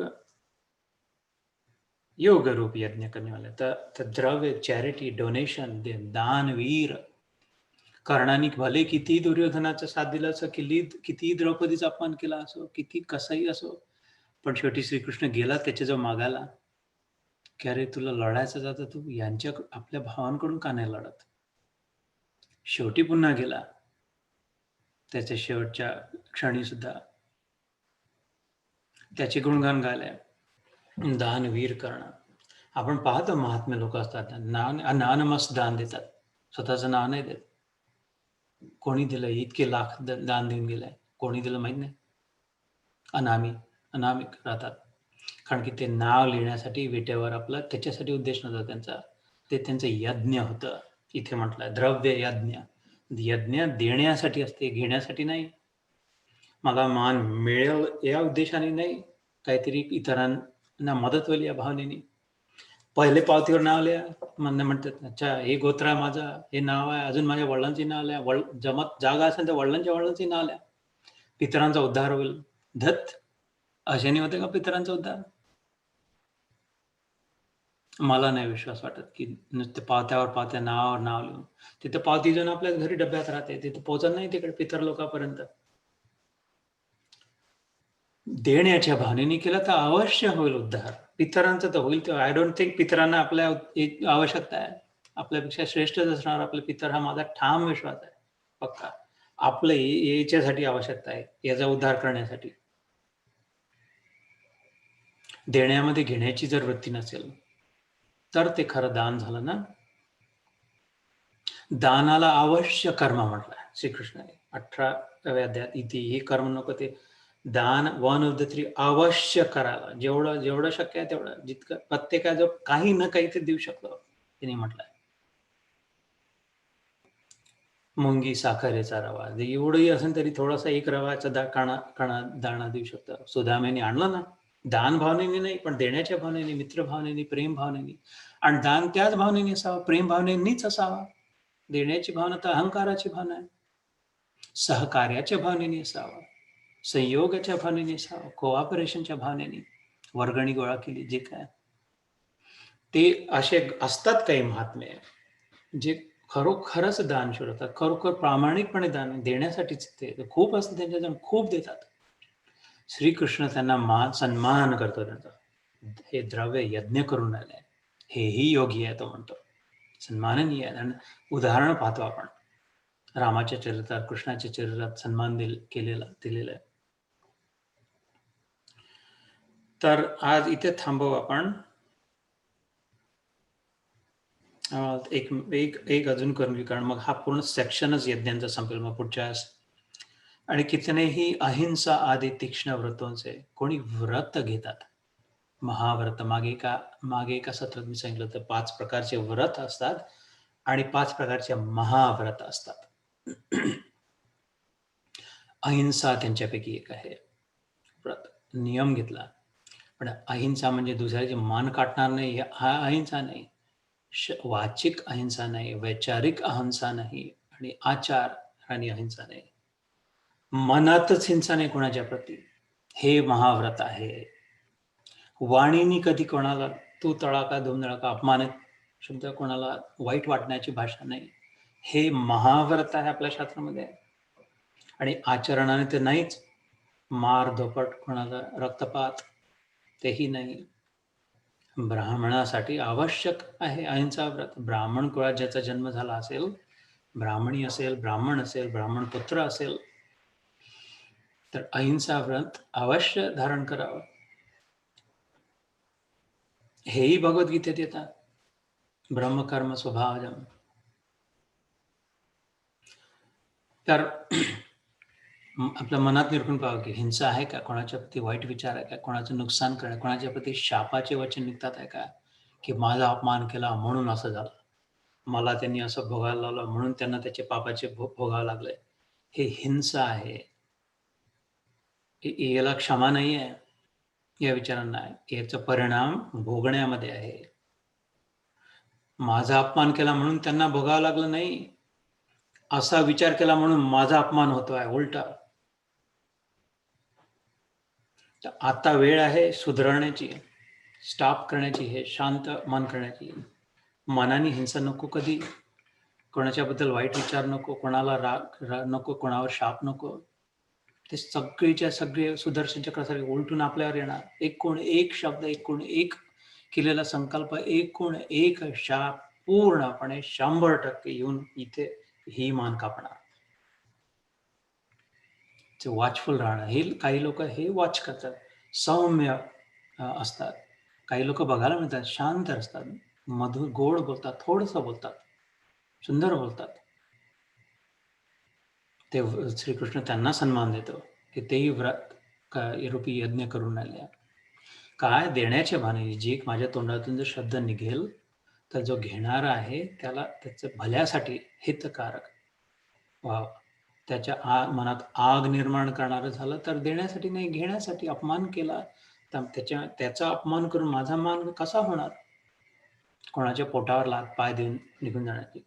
दुसऱ्याचा अपमान म्हणजे माझा मान नाही ना. पण तिथे गल्लत होते, तिथे चूक होते. तर वाणीचं व्रत, मनातल्या विचारांचं व्रत आणि आचरणाने व्रत, अहिंसाचं. कोणी हे याला तीक्ष्ण व्रत म्हटलंय. श्रीकृष्ण म्हणतो कठीण आहे हे, पण काही लोक करू शकतात, करतात. ते पक्क राहतात जीवनभर की नाही, मी कोणाची हिंसा नाही करणार, आपल्या विचारांनी, आपल्या शब्दांनी. यापैकी जे जमत असेल, जे शक्य असेल, जे आवडत असेल ते धरून घ्यावं. दूसरे कितने योगी जन अपान वायु में प्राणवायु में अपान वायु हवन करते हैं. कितने ही नियमित आहार करने वाले प्राणायाम परायण होते हैं. प्राण और अपान की गति को रोककर प्राणों में हवन किया करते. ये सभी साधक यज्ञों द्वारा पापों का नाश कर देने वाले और यज्ञों को जानने वाले हैं. शेवटचं काय ते म्हणलं, आहार रूपी यज्ञ करतात. कसा आहार आहे? नुसतं तोंडाने खात होतो नाही, डोळ्यांनी जे मी ग्रहण करताय. बस इथे नक्की संपवू आपण, प्रॉमिस करतो मी. आणि हे चांगल्या वेळी संपेल, कारण 30 श्लोक होतील आणि 31व्या श्लोकापासून थोडंसं टर्न घेत होतं श्रीकृष्ण मग याच्यामध्ये कर्मयोगाचा. म्हणून पुढच्या वेळेसाठी योग्य राहील ते. आहाराचा यज्ञ कसा झाला? खाण्याचा यज्ञ. अजून खाऊन इथे ओम स्वाहा स्वाहा करून आहार रूपी यज्ञ नाही. आहार म्हणजे जे काही ग्रहण करते आहे, जे काही ग्रहण करताय, डोळ्यांनी ग्रहण करतोय, कानांनी ग्रहण करतोय, नाकानी ग्रहण करतोय, जिव्हेनी ग्रहण करताय, स्पर्शाने ग्रहण करतोय, ह्या सगळ्यालाच आहार म्हटलाय. युक्त आहार विहारस्य युक्त कर्मस्य चेष्टसु युक्त स्वप्न अवबोधस्य योगो भवति दुःखः. 6व्या अध्यायात जेव्हा आपण ते श्रीकृष्ण म्हणतो दुःख नाश करणार, दुःखाचा जर नाश करायचा असेल तर युक्त आहार कर, योग्य तेवढाच आहार कर, योग्य तोच आहार कर. योग्य शब्दात काय आहे? योग. योग्य, जो योग करून देईल असंच, जो जोडेल असं, जो तोडेल असं नाही. असंच दृश्य पहा, असे शब्द ऐक, असे शब्द बोल, अशाच प्रेमाने स्पर्श कर. कोणाला हग द्यायचा असेल, कोणाच्या डोक्यावरून हात फिरवायचा असेल, कोणाला चेहऱ्यावरून सांत्वना द्यायची असेल, नजरेने सांगायचं असेल, शब्दांनी सांगायचं असेल, योग्य. योग म्हणजे काय? जोडणं, एकत्र होणं, एक होणं, एम्पथी. न की आपल्याच्याने आपलं मन विभक्त हो, असं काहीतरी पाहिलं, असं काहीतरी जाऊन खूप दार बंद होतं तरी चुपचाप तिथे राहून ऐकलं की तुटलं, मग आपलं अजून मन दूर झाला. नाही, तिथून दूर पळा, ते अयोग्य आहे. तर काही लोक हे वॉच करतात, केअरफुल राहतात. आहार तेवढंच तसंच तेच खातात जे आपल्यासाठी पोषक आहे, शोषक नाही. तर गोल्डन रूल काय, जे मला माझ्यासोबत जे व्हावं, येशू ख्रिस्तानी काय म्हटलं की आपल्यासोबत जशी व्हावं अशी इच्छा असते तसं दुसऱ्यासोबत व्हावं. डू अनटू अदर्स नावाचा जो आहे श्लोक त्यांचा, की आपला स्वतःचा कसा मान व्हायची इच्छा असते, माझा मान व्हावा, तर मग दुसऱ्यांना मान नाही द्या. माझी स्तुती व्हावी, अरे वा तुम्ही किती केलं, वा तुम्ही किती दिलं, तर मग दुसऱ्यांना नको आहे का तसं? मला वाढा, मला द्या, तर का दुसऱ्यांना नको आहे का? तर येशू ख्रिस्त म्हणतो पहिले ही जाणीव ठेवून योग सांगतो. हा योग आहे गोल्डन रूलचा, त्यांनी सांगितलेला ख्रिस्ती लोकांना. स्वतःची जी आशा आहे, आकांक्षा आहे, ती दुसऱ्यांना दे ना. यज्ञ सांगितला ख्रिश्चन लोकांना, हे गोल्डन रूल रूपी यज्ञ, डू अन टू अदर्स, दुसऱ्यांसाठी तेच कर जे तू स्वतःसाठी अपेक्षा स्वतःची इच्छा आहे ते. तर आता तुला अनुभवायला लागेल. तर असे निरनिराळ्या प्रकारचे यज्ञ, आणि आता पुढे सांगेल तो. आता इथे संपत, प्रूफ बंद केली. पुढच्या सत्रात सांगेल की हे सगळे श्रेष्ठ आहे, चांगले आहेत, पण यात सर्वोत्कृष्ट आहे ज्ञान यज्ञ, द्रव्य यज्ञ, तपयज्ञ. या सगळ्यात मुख्य यज्ञ काय कर, जे काय करते ज्ञान प्राप्तीसाठी कर, वस्तू प्राप्तीसाठी नाही, व्यक्ती जमा करण्यासाठी नाही, परिस्थिती बदलण्यासाठी नाही. ते नाही बदलणार, बदलले तर टिकणार नाही, जे टिकतील ते आवडणार नाही, तसंही सुटेल. ज्ञान प्राप्तीसाठी, शिकवणीसाठी, हे सत्य पकडून घेण्यासाठी, ते त्या दृष्टीने जे काही करते ते सर्वोत्कृष्ट यज्ञ. जय श्री कृष्ण.